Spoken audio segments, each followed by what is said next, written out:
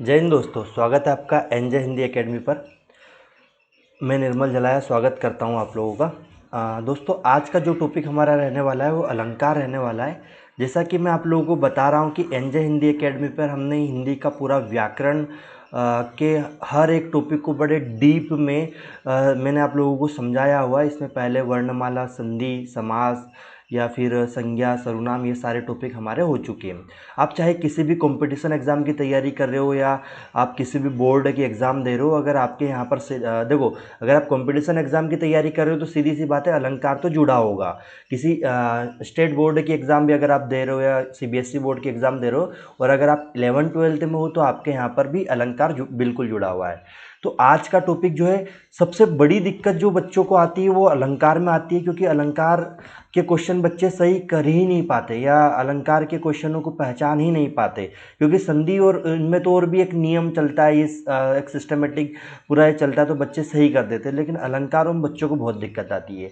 इसीलिए मैं आप लोगों की दिक्कत का सोल्यूशन लाते हुए मैंने एक ट्रिक के साथ में आपको चीज़ें पढ़ाऊँगा। ऐसी ट्रिक जो आप कभी जीवन में आज के बाद पढ़ने के बाद कभी नहीं भूलोगे। कभी मतलब कभी नहीं। आज पहली बार पढ़ो और अंतिम बार पढ़ो। अलंकार को पहला और अंतिम बार पढ़ो, इसके बाद कभी अलंकार में आपको दिक्कत नहीं आने वाली है।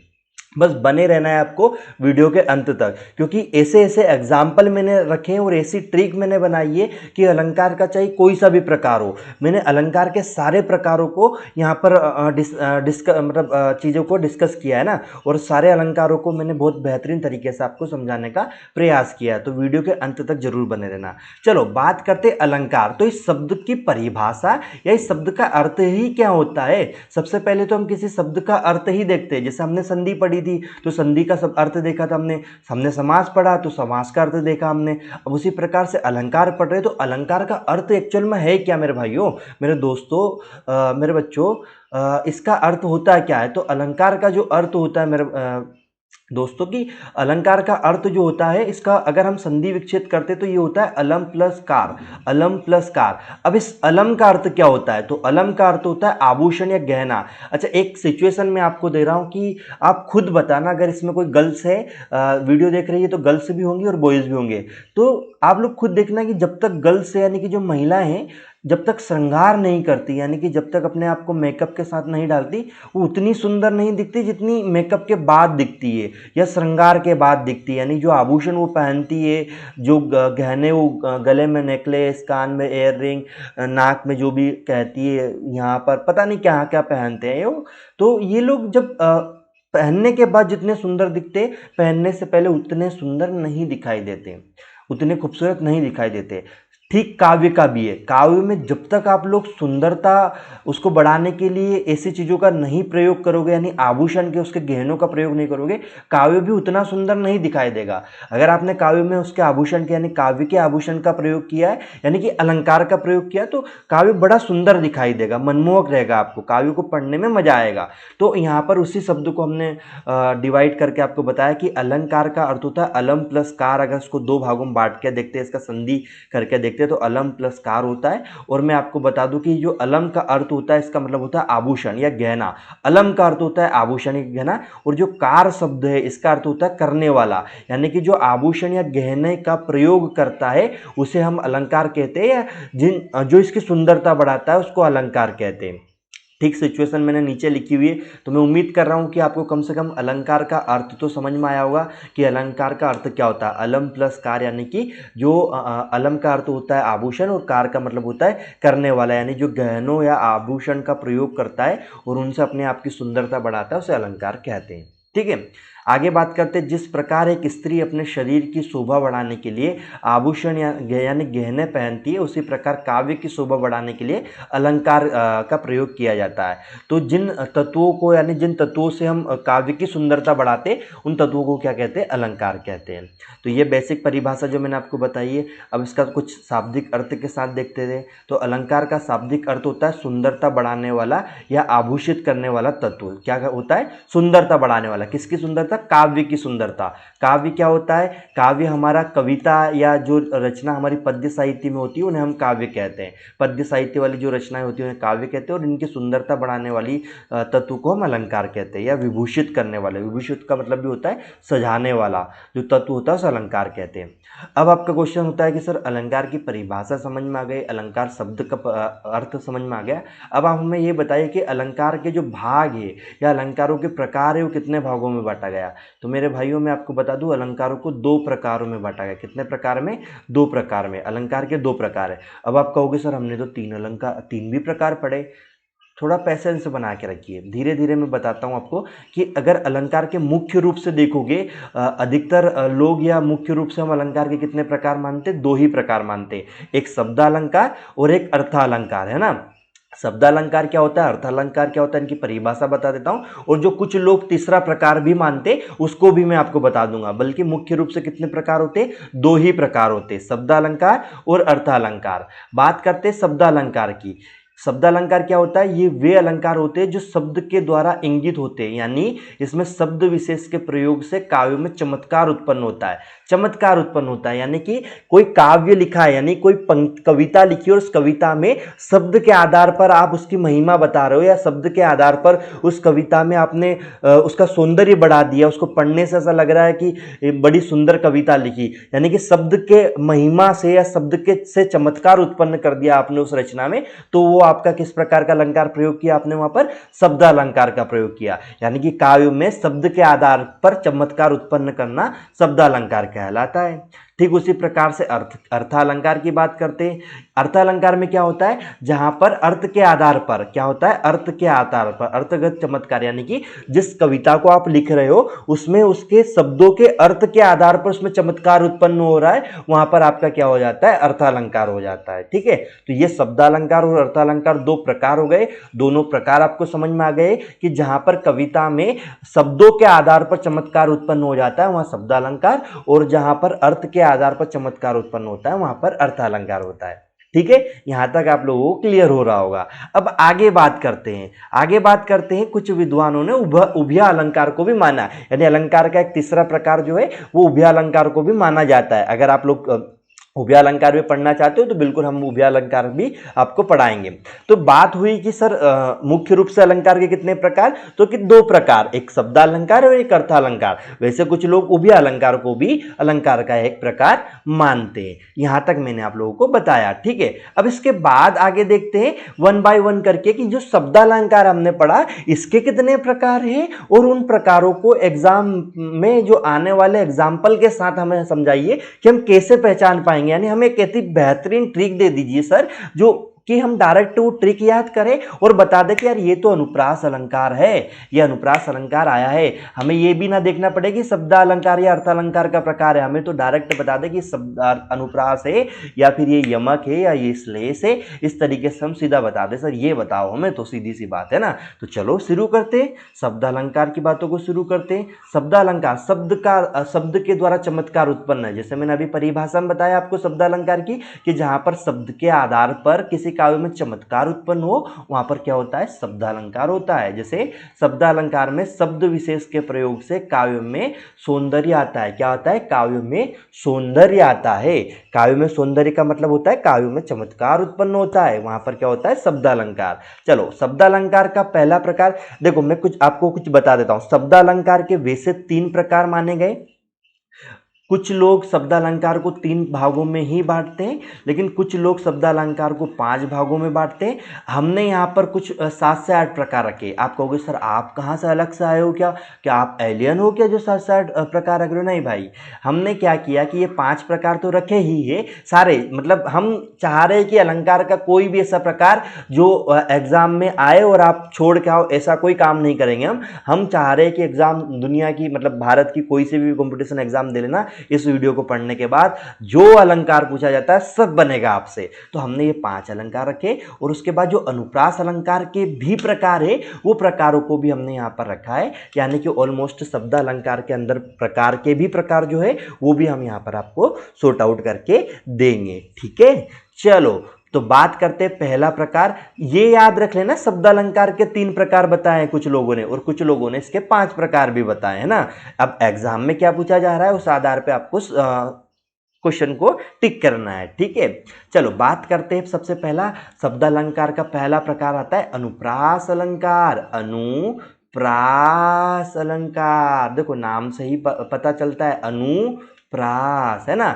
इसकी पहचानने की ट्रिक याद रखो सबसे पहले। तो क्या ट्रिक है, क्योंकि इसके बिना आपका काम नहीं चलेगा। तो अनुप्रास अलंकार कहता है जब किसी वर्ण यानी कि अक्षर, वर्ण क्या होता है, जैसे क लिखा मैंने नीचे, अभी मैंने समझाया आपको वर्ण को, है ना, कि आवृत्ति बार बार आना या कई बार हो, बार बार होता है यानी आवृत्ति। जैसे क है तो क बार बार आ रहा है एक उसी पंक्ति में, यानी कि ख है तो ख बार बार आ रहा है उस पंक्ति में, च है तो च बार बार आ रहा है उस पंक्ति में। एक ही वर्ण बार बार आए, एक जो पंक्ति आपको एग्जाम्पल के रूप में दी जाएगी, जो दोहा आपको एग्जाम्पल के रूप में दिया जाएगा, उस पंक्ति में क्या होगा कि एक ही वर्ण होगा और वो बार बार आएगा, रिपीट होगा, बार बार होगा। तो एक ही वर्ण की आवृत्ति कई बार हो, वहां पर क्या होता है, हमारा अनुप्रास अलंकार होता है। जैसे एग्जाम्पल के साथ मैं अभी बताने वाला हूं आपको, लेकिन पहले वर्ण समझ लो। वर्ण क्या होता है, वह ये इसलिए बता रहा हूं कि कोई स्टूडेंट अगर मेरी वर्णमाला वाली क्लास देख के ना आया हो तो ये पूछ सकता है ना, सर वर्ण क्या होते हैं।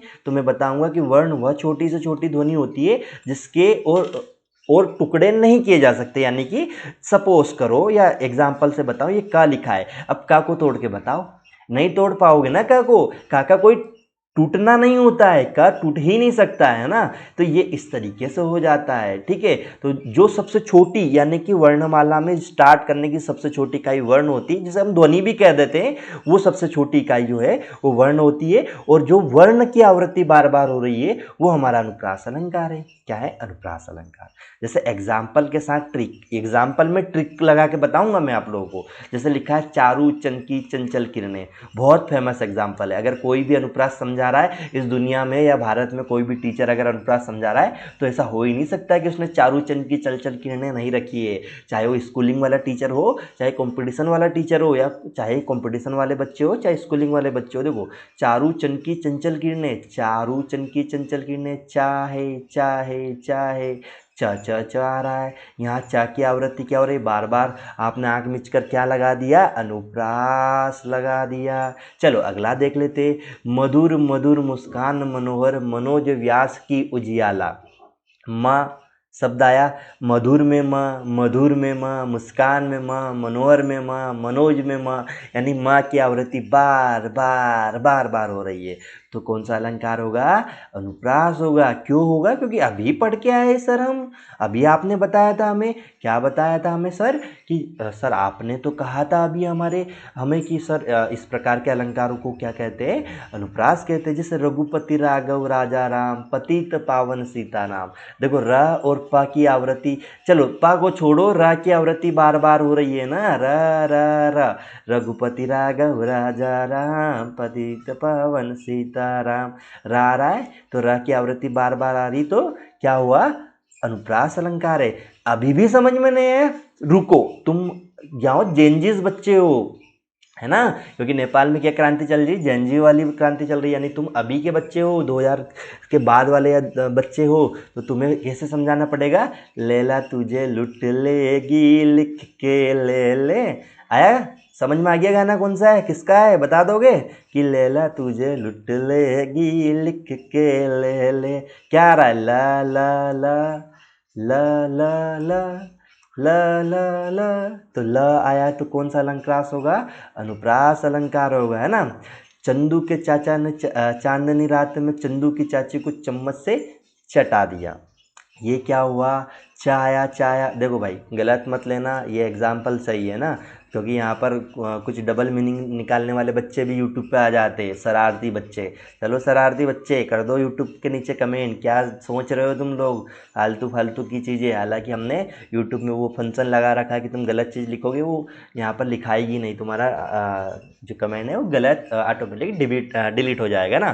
तो ये जो है, आप चाहे किसी भी अभी वर्तमान के गानों को ले लो, वर्तमान के भजनों को ले लो, पुराने ज़माने की कोई पंक्ति ले लो, या वर्तमान की कोई कविता ले लो, जहां पर कोई वर्ण बार बार रिपीट होता है वो ये मान के चलो वो अनुप्रास अलंकार है। मुझे नहीं लगता इसके बाद जीवन में अनुप्रास अलंकार तुम भूलोगे, क्योंकि लैला तुझे लुट लेगी लिख के ले। तो बेटा याद कर लो, अन्यथा लैला लुट लेगी। ठीक है, चलो तो ये अनुप्रास अलंकार में यानी कि एक ही वर्ण क्या हो रही थी, बार बार हो रही है। चलो आगे देखते हैं। यह अलंकार शब्दों या वाक्यों के बार बार आवृत्ति होने पर भी हो सकता है। देखो शब्दों या वाक्यों के बार बार आवृत्ति होने पर, यानी कि देखो वर्ण की आवृत्ति हो रही तो अनुप्रास तो होगा, लेकिन कभी कभी क्या होता है कि यहाँ पर वाक्य या शब्द की आवृत्ति भी बार बार होती है। तो कभी कभी ऐसा कुछ एग्जाम्पल आते हैं जहां पर हमारा अनुप्रास ही होता है, जैसे परदेसी परदेसी जाना नहीं, ये मुझे छोड़कर जाना नहीं, तो परदेसी परदेसी जाना नहीं में प भी रिपीट हो रहा, र भी रिपीट हो रहा, द भी रिपीट हो रहा, स भी रिपीट हो रहा, यानी एक ही शब्द बार बार रिपीट हो रहा है। तो ये भी हमारा अनुप्रास होगा कि साजन साजन तेरी दुल्हन, तो इसमें साजन साजन ये रिपीट हो रहा है। तो इस प्रकार के भी क्या होते हैं, हमारे अनुप्रास अलंकार होते हैं। हालांकि ये एग्जाम्पल कम आते हैं, जो मैंने ये ऊपर वाला एग्जाम्पल दिए भर के एग्जाम्पल आते हैं। और मैं यकीन के साथ कह रहा हूँ, चाहे तुम UPSI MPSI कोई भी MP टेट वर्ग 1 2 3 या दुनिया की कोई सी भी एग्जाम दे रहे हो, अलंकार अगर कर रहे हो तो मेरी गारंटी यहाँ से क्वेश्चन गलत नहीं होगा। ठीक है, इस वीडियो को बस एंड तक देखना। क्या करना है, एंड तक देखना है। ठीक है, चलो यमक अलंकार की बात करते हैं। शब्द अलंकार का दूसरा प्रकार जो है वो यमक अलंकार है। शब्द अलंकार का दूसरा प्रकार क्या है, यमक अलंकार है। अब यमक अलंकार कि क्या ट्रिक है ये पहचानो। यमक अलंकार की ट्रिक है जब एक ही शब्द बार बार आए। अब यहाँ पर शब्द की आवृत्ति हो रही, देखो यार चीजें क्लियर रखना।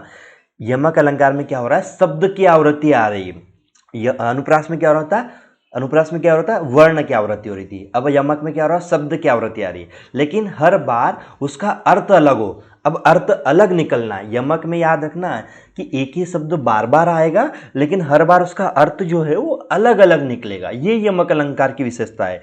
शब्द वर्णों का बड़ा रूप होता है। अभी मैं बताया हूं कि शब्द क्या होता है, जैसे एक कमल है तो एक कमल एक शब्द है ना। जैसे किसी का नाम यहाँ पर रमेश है तो रमेश शब्द है। सुरेश है तो सुरेश एक क्या है, वर्ण शब्द है ना। तो ये हमारे शब्द होते हैं। चलो ये तो शब्द वाली बात, ये तो सबको पता होगी। छोटे बच्चे थोड़ी ना हो, आप कहोगे सर छोटी बच्ची थोड़ी ना हूं। उदाहरण देखो, इसके उदाहरण से समझोगे यमक अलंकार को बेहतरीन तरीके से। चलो, कनक कनक ते सोगुनी मादकता दिखाए। देखो एक कनक शब्द है, ये भी कनक शब्द है। अब एक कनक शब्द का अर्थ क्या है, सोना, और दूसरे का अर्थ क्या, धतूरा।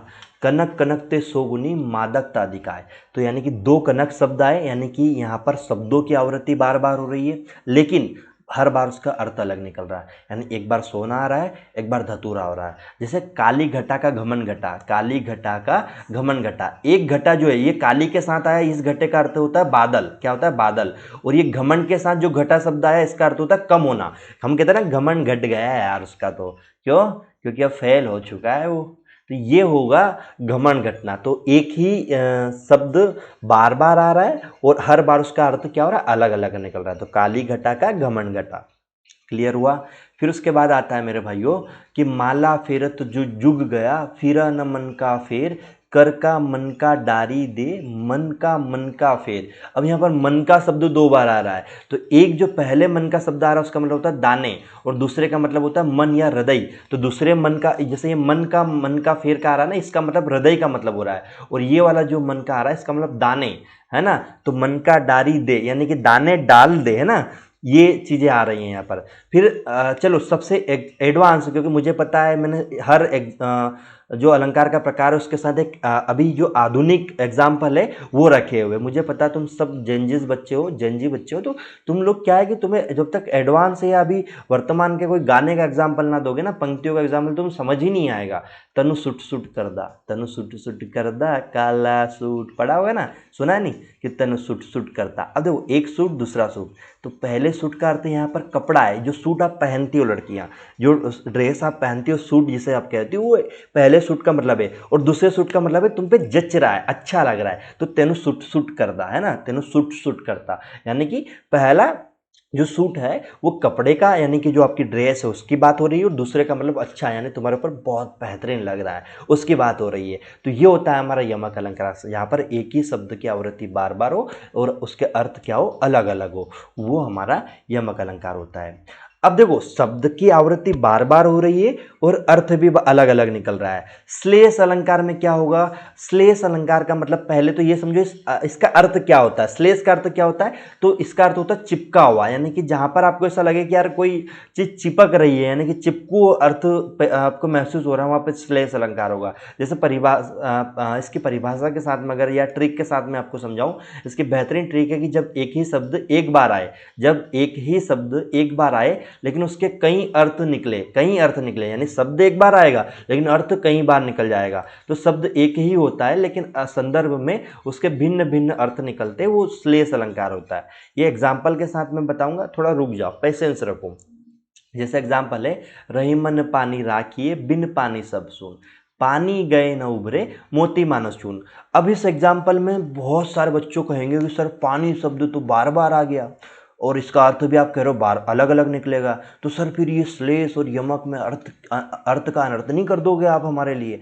अरे रुको भाई, यहाँ पर ये जो दो पानी है ना, इनका कोई मतलब ही नहीं है इस पंक्ति में, है ना, इस पंक्ति में इनका कोई वैल्यू नहीं है। यहाँ पर सिर्फ ये एक ही बार पानी शब्द आ रहा है और इसी का अर्थ निकल रहा है, पानी गए न उभरे, पानी गए न उभरे मोती मानुष और चून, यानी इस पानी का अर्थ तीन जगह पर अलग अलग निकलेगा, है ना, यानी शब्द एक ही है लेकिन इसका अर्थ अलग अलग निकल रहा है। कैसे निकल रहा है, यहाँ पानी शब्द एक बार आया लेकिन उसके जो अर्थ है वो है मनुष्य के संदर्भ में। अगर आप जैसे यहाँ पर लिखते हो कि पानी का अर्थ अगर मनुष्य के संदर्भ में लोगे तो विनम्रता या इज्जत की बात हो रही। हम कहते हैं ना कि यार उसका तो पानी उतर गया, पानी उतरने का मतलब इंसान का पानी का मतलब ये थोड़ी कि कोई उसके ऊपर पानी लगा था और उतर गया, नहीं, पानी का मतलब उसकी इज्जत चली गई यार। हम कहते हैं, बहुत सारे हमारे गांव खेड़े के लोग यही कहते हैं कि यार उसका तो पानी उतर गया, उसका तो चेहरे का पानी उतर गया। चेहरे का पानी मतलब उसकी इज्जत चली गई, विनम्रता चीज़ें हो गई ना। तो इंसान के अंदर पानी होना चाहिए, यानी इंसान के अंदर अपनी खुद की एक इज्जत होनी चाहिए, समाज में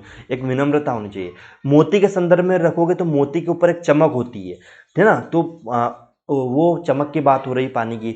और चूने का उसमें संदर्भ में रखोगे तो जल का मतलब हो रहा है। चूने का मतलब होता है आप जैसे आप लोग आटे को गूंथते हो ना, लगाते हो, जो भी कहते हो अलग अलग जगह पर, तो उसमें पानी डाला जाता है, यानी बिना पानी के आटा आप नहीं लगा सकते, बिना पानी के मोती पर चमक नहीं होती। यहाँ पर इस पानी का मतलब चमक है, यानी बिना चमक के मोती का कोई मतलब नहीं है और बिना इज्जत के मनुष्य का कोई मतलब नहीं है। यहाँ पर यह अर्थ निकल रहा है। चलो इसके आगे कुछ और एग्जाम्पल मैं आपको बता देता हूँ कि जो रहीम गति दीप की कुल कपूत गति सोए, बारे उजियारे करे बड़े अंधेरो होए। तो यहाँ पर कपूत का अर्थ मतलब ये जो इसका अर्थ है ये अलग अलग निकल रहा है। जैसे रावण सरोज बनचारी चली रघुवर की रघुवर श्री मुखधारी। अब आपको ये एग्जाम्पल से नहीं, आपको थोड़ा सा नया एग्जाम्पल देंगे तब जाकर आपको श्लेष अलंकार समझ में आएगा। मोहब्बत बरसा देना तू सावन आया है, याद रखना, मोहब्बत बरसा देना तू सावन आया है। सावन शब्द एक ही बार आया है लेकिन इसके अर्थ अलग अलग निकल रहे हैं, इसके एक से ज़्यादा अर्थ निकल रहे हैं। यहाँ पर यहाँ सावन के दो अर्थ निकल रहे, क्या, पहले सावन यानी महीना, यानी एक अर्थ इसका सावन का महीना, मोहब्बत बरसा देना सावन आया यानी सावन का महीना आया है। फिर दूसरे सावन का अर्थ होता है प्रेम, यानी मोहब्बत बरसा देना सावन यानी उसका प्रेमी आया है, प्रेमी, यानी हम कोई लड़का या लड़की के लिए कहते हैं ना मोहब्बत बरसा देना सावन यानी मेरा प्रेमी आया है ना। तो यहाँ पर शब्द एक ही है और अर्थ उसके दो एक से ज़्यादा निकल रहे हैं ना। तो ऐसे एग्जाम्पलों को हम कहते हैं श्लेष अलंकार का उदाहरण है, ठीक है। तो ये मुझे लगता है कि आप श्लेष अलंकार और यमक अलंकार में कंफ्यूज नहीं होंगे और ये एकदम बेहतरीन तरीके से आप समझे होंगे, ठीक है। फिर आता है पुनरोक्ति अलंकार। देखो मैंने आपको बताया था कि जो हमारा शब्दालंकार है, शब्दालंकार के मुख्य रूप से 3 ही प्रकार है लेकिन कुछ लोग इसके 5 प्रकार मानते हैं। तो आगे ये 5 प्रकार हम देख लेते हैं, फिर उसके बाद कुछ अनुप्रास अलंकार के भी मैंने सब प्रकार यहाँ पे रखे। तो कुल मिला के हम शब्दालंकार के अंदर जो जो चीज़ आती है वो आज देख लेते हैं, ठीक है। फिर आता है पुनरोक्ति अलंकार, ये भी शब्दालंकार के अंतर्गत ही आते हैं। देखो पहचानने की ट्रिक है, जब कोई शब्द 2 बार दोहराया जाए लेकिन उसका अर्थ एक ही हो, फिर बोल रहा हूँ, यमक वाला कंफ्यूजन यहाँ मत करना। आप बोलोगे सर यमक में भी हुआ था कि शब्द 2 बार आ रहा है, दोनों बार अर्थ अलग अलग निकल रहा है। तो अर्थ अलग अलग निकल रहा है ना मेरे भाई, बोल रहा हूँ ना, अर्थ अलग अलग निकल रहा है। और पुनरोक्ति में क्या हो रहा है, शब्द तो 2 बार आ रहा है लेकिन अर्थ एक ही निकल रहा है ना।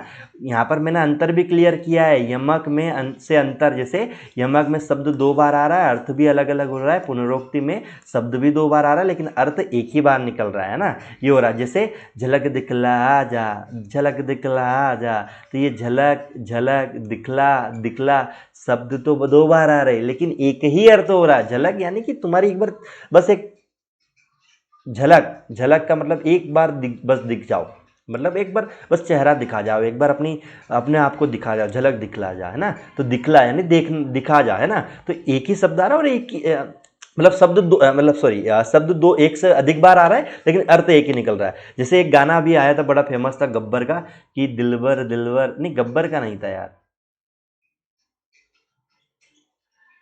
मुझे ध्यान नहीं आ रहा किसका था, लेकिन आई थिंक तमन्ना भाटिया या कुछ ऐसा था कि दिलबर दिलबर, ऐसा गाना था ना, दिलबर दिलबर। तो शब्द तो बार बार आ रहा था दिलबर दिलबर में लेकिन उसका अर्थ एक ही निकल रहा था, दिलबर दिलबर, होश ना खबर है ये कैसा असर है। हाँ हाँ, गब्बर का ही था, है ना।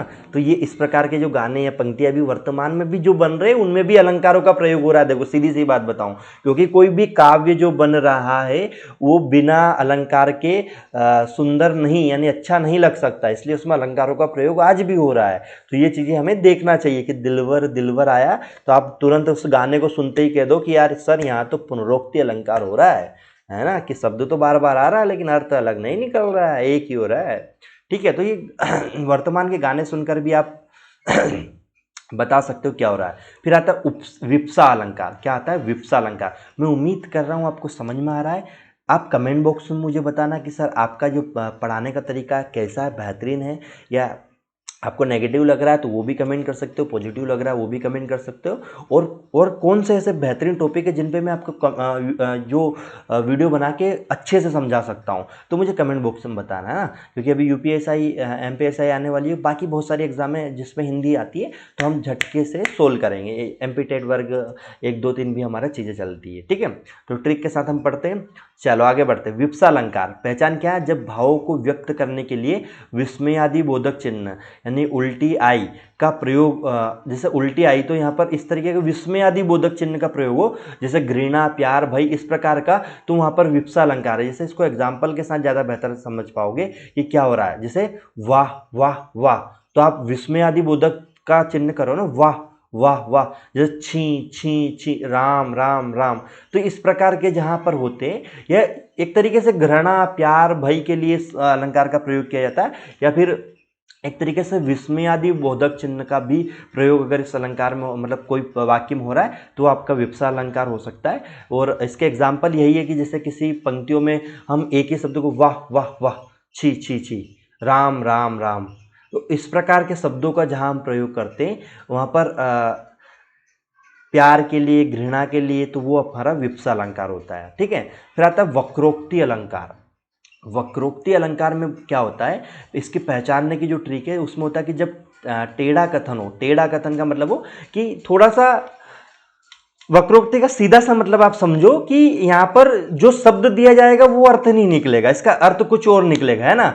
मतलब थोड़ा सा टेढ़ा कथन हो, यानी कि घुमा फिरा कर बात की जाए, आपको ऐसे वाक्य दिए जाए जो घुमा फिरा कर बात कर रही हो, कुल मिला के कि जहाँ घुमा फिरा कर बात हो रही हो वहाँ वक्रोक्ति अलंकार हो, या जहाँ टेढ़ा कथन हो। जैसे उदाहरण के रूप में मोदी तो शेर है शेर, तो अब यह शेर का मतलब ये नहीं कि मोदी जी जंगल के लायन है, शेर है, जंगल में भेड़ियों का शिकार कर रहे हैं, अरे वो नहीं, मतलब शेर का मतलब कि शेर जैसे ताकतवर या शक्तिशाली इंसान है ना मोदी जी। जैसे मैं आपको कह दूं कि अरे तुम लोग तो एकदम बहादुर बच्चे हो, बहादुर, तो इस बहादुर की जगह मैं कह दूं कि तुम तो बड़े शेर बच्चे हो, शेर, है ना। या जैसे कहते हैं ना कि 56 की छाती है, मोदी जी कहते हैं ना मेरी 56 इंच की छाती है, अरे 56 इंच की छाती का मतलब 56 नहीं है, 56 का मतलब एक उदाहरण है कि भाई मतलब 56 इंच एक वो एक तरीके से उनकी सिंबल है, मतलब वक्रोक्ति में बात को घुमा फिरा कर चीज़ें बढ़ा चढ़ा कर कह रहे हैं, मतलब बढ़ा चढ़ा के तो नहीं लेकिन बात को घुमा फिरा के कह रहे हैं ना, तो ये वक्रोक्ति है। फिर आता है अनंत्य अनुप्रास अलंकार, इसमें तुकबंदी होती है। अनंत्य अनुप्रास अलंकार में क्या होती है? तुकबंदी। तुकबंदी यानी कि जो पंक्ति दे होगी उस पंक्ति के हर तुक के बाद में सेम शब्द आपको मिलेगा। तुक का मतलब क्या होता है कि हर जो पंक्ति होगी उसके जो चरण होंगे उन चरणों के बाद में जो शब्द रहेगा, जो वर्ण रहेगा वो आपको सेम मिलेगा, वहां पर तुकबंदी यानी अंतिम वर्ण या मात्राएं समान होगी। तुकबंदी में होगी यानी अंतिम वर्ण या जो मात्रा होगी वो समान होगी, जिसे अनंत्य अनुप्रास अलंकार कहते हैं। तुकबंदी भी हम कहते हैं। जैसे मछली जल की रानी है, जीवन उसका पानी है, हाथ लगाओ उधर जाती है, बाहर निकालो मर जाती है। तो हे हे शब्द आ रहा है ना, तो रानी है, पानी है, ना और हा की तुकबंदी आ रही है। तो इस प्रकार की हमारी क्या आ रहा है, यहाँ पर हमारा अनंत्य अनुप्रास अलंकार हो रहा है। क्या हो रहा है? अनंत्य अनुप्रास अलंकार। जैसे लगा दे किसने आग, कहा था तू संशय के नाग, तो नाग आग में ग शब्द आ रहा है ना, तो ये ग शब्द जो है ये तुकबंदी है। यानी कि ये मैं आपको छंद में भी बताऊंगा, एक छंद की भी ट्रिक है कि जहां पर चरणों के अंत में एक जैसे वर्ण की आवृत्ति आती है, एक जैसे वर्ण आते, तो उस प्रकार के चीजों में हम अनंत्य अनुप्रास अलंकार कहते हैं। ये छंद की भी एक परिभाषा, उसमें भी मैं आपको ये चीजें समझाऊंगा। फिर इसका लास्ट पॉइंट हम देखते हैं आज का कि श्रुति अनुप्रास अलंकार किसे कहते हैं। आपको ये श्रुति अनुप्रास अलंकार सुनकर आप क्या कर सकते हो कि आप थोड़ा सा कंफ्यूज हो सकते हो कि सर आपने जो सबसे फर्स्ट में हमें अनुप्रास अलंकार बताया था वो श्रुति अनुप्रास अलंकार। देखो श्रुति अनुप्रास अलंकार किसका प्रकार है, पहले तो ये समझो ये है ही अनुप्रास अलंकार का प्रकार है ना, उसी का भेद है। तो इसकी ट्रिक पहचान देख लो कि जब कानों को मधुर लगने वाले वर्णों की आवृत्ति हो, यानी कि वर्ण की आवृत्ति तो होगी लेकिन ऐसे एग्जाम्पल जो आपके कानों को अच्छो लगे, जैसे रघुपति राघव राजा राम पतित पावन सीता नाम। आप कहोगे सर यही एग्जाम्पल तो अनुप्रास में दिया था। तो मेरे भाई अनुप्रास और श्रुति अनुप्रास में कोई अंतर नहीं है, बस अंतर ये कि हाँ अगर एग्जामिनर ये पूछता है तो वहां पर फिर अनुप्रास अलंकार नहीं देगा, वो श्रुति अनुप्रास देगा। और इसमें एक खासियत ये है कि वो ये श्रुति अनुप्रास अलंकार उसी एग्जाम्पल में लगाया जाएगा या वहीं पर होगा जहां पर सुन को आपको बड़ा अच्छा लगे, यानी मधुर लगे आपके कानों को, वहीं पर होगा। चाहे वर्ण की आवृत्ति बार बार तो कहीं और भी हो सकती है, जैसे कनक कनक ते सोगुनी, अब ये अच्छा नहीं लग रहा, कनक कनक ते सोगुनी मादक तादुगाय, तो ये क तो आ रहा है लेकिन ये अच्छा नहीं लग रहा, तो फिर ये श्रुति अनुप्रास नहीं होगा। श्रुति अनुप्रास वहीं पर होगा जहां पर वर्णों की आवृत्ति भी हो लेकिन वो मधुर लगे आपके कानों को। रघुपति राघव राजा राम पतित पावन सीताराम, तो ये र जो है बड़ा अच्छा लग रहा है आपको, सुनने में बड़ा मधुर लग रहा है। तो ऐसे अलंकारों को श्रुति अनुप्रास अलंकार की श्रेणी में रखा जाए, मतलब ऐसे एग्जाम्पलों को श्रुति अनुप्रास अलंकार की श्रेणी में रखा जाएगा। हालांकि आपकी एग्जाम में डरने वाली बात नहीं है, आपको एकदम क्लियर, अगर वो ज़्यादा कंफ्यूज करेगा नहीं, वो अगर देंगे तो डायरेक्ट श्रुति अनुप्रास अलंकार देंगे, फिर वहाँ पर अनुप्रास अलंकार का कोई ये नहीं देंगे, तो वहाँ डायरेक्ट आप बता देना कि र आ रहा है और र आ रहा है यार, वो ये मधुर भी लग रहा है, यानी श्रुति अनुप्रास अलंकार का एक प्रकार है। तो अनुप्रास के अलंकार में आपसे ये चीज़ें पूछ सकता है ना। बाकी जो अनुप्रास है उसमें तो आपको बताया कि वर्णों की आवृत्ति होगी तो वो होगी ही, ठीक है। तो ये मैंने पूरे शब्दालंकार के 8 प्रकार लगभग आपको बता दिए। 8 क्या बता दिए, वैसे मैंने आपको बताया इसके 5 प्रकार मेन रूप से, वो मुख्यतः 3 प्रकार होते, कुछ लोग 5 मानते, बाकी के जो प्रकार मैंने बताया जैसे अनंत श्रुति अनुप्रास अलंकार, ये भी अनुप्रास का एक प्रकार है। अनंत्य अनुप्रास, तो ये भी अनुप्रास का एक प्रकार है ना। तो ये मैंने कुछ अनुप्रास के आपको यहाँ पर प्रकार बताए, ठीक है। तो ये कुछ अलंकार मैंने आपको बताए। मुझे उम्मीद है कि ये जो नई तरीके से मैंने अलंकार को आपको समझाया, आपको बेहतरीन तरीके से समझ में आया होगा और आप लोगों को बहुत अच्छे से समझ में आया होगा। देखो मेरा मकसद नहीं होता कि मैं 15 से 20 मिनट में वीडियो ख़त्म करूँ और बच्चों को आधी अधूरी चीज़ें दूँ और फिर बच्चे इधर उधर भटके। मेरा मकसद होता है कि मैं एक बार किसी चीज़ को उठाऊं और ख़त्म करूं। तो इसलिए आज हमने अलंकार में शब्दालंकार को पढ़ लिया। कल के वीडियो में हम अलंकार का अर्थालंकार वाला पार्ट देख लेंगे। तो अर्थालंकार के हम पूरी चीज़ें एकदम डीप में चीज़ों को समझेंगे, ठीक है। बाकी आपको वीडियो अच्छा लगा, न्यू व्यूवर्स है और वीडियो को एंड तक देख रहे हो, तो प्लीज़ आपसे हाथ जोड़ के विनती है कि मोटिवेशन बढ़ाने के लिए थोड़ा सा चैनल को सब्सक्राइब कर देना और वीडियो को लाइक कर देना, ठीक है। बस इतना ही आपसे चाहते और कुछ नहीं चाहते। अर्थालंकार में कल आपको बता दूंगा क्योंकि आज आपके लिए ज़्यादा हो जाएगा, ठीक है। चलो मिलते हैं कल।